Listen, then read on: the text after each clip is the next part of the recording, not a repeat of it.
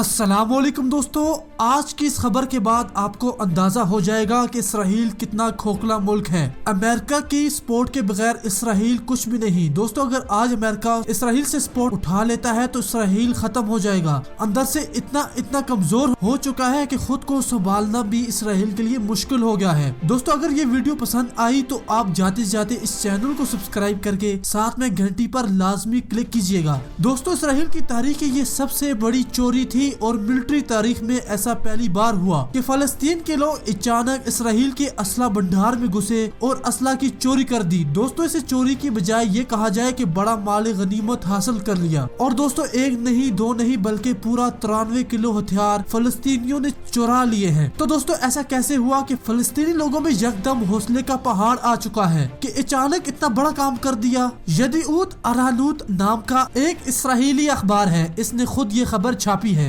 ये दोस्तों के लिए जो हर वीडियो के लिए सोर्स मांगते रहते हैं। दोस्तों, ये खुद इसराइली खबर है और हम आपको कम टाइम में बताने वाले हैं कि हुआ क्या है। दोस्तों, हुआ कुछ यूं कि कुछ फलस्तीनियों ने इसराइल के अंदर घुसकर पूरी प्लान साजी की। दोस्तों, ऐसे जैसे आप लोग फिल्मों में देखते हैं, बिल्कुल ऐसे ही कुछ इसराइली फौजियों को पैसे देकर फलस्तीनी लोगों ने खरीदा। उनके हाथ कुछ रिश्वत से गर्म किए, उस जगह पर घुस गए जहां पर बहुत बड़े हथियारों का भंडार था। दोस्तों, रिपोर्ट के मुताबिक उन्होंने इसराइली फौजियों की वर्दी भी पहन रखी थी और हथियार यानी बम, गोलियां और छोटे मोटे हथियार पेटियों में जो थे उन्हें पहले इसराइल के मिलिट्री ट्रक में लोड किया और पूरे ट्रक को भर लिया और ट्रक को साथ लेकर चले गए। इसके बाद इसराइली आर्मी में कहराम मचा हुआ है और 10 फौजियों को फौरन आर्मी से निकाला गया और इसके अलावा 18 ऑफिसर के मेडल उस बेस के जनरल ने उतार कर उन्हें आग में जला दिया, वो भी बड़े गुस्से में। इसके बाद इसराइल की मिलिट्री एजेंसियों को घेरे में लाकर खड़ा किया गया है। खुद इसराइली आर्मी चीफ ने कहा कि मुझे ये डर है कि कहीं फलस्तीनी ये हथियार हमारे खिलाफ इस्तेमाल न करने लग जाएं। दोस्तों,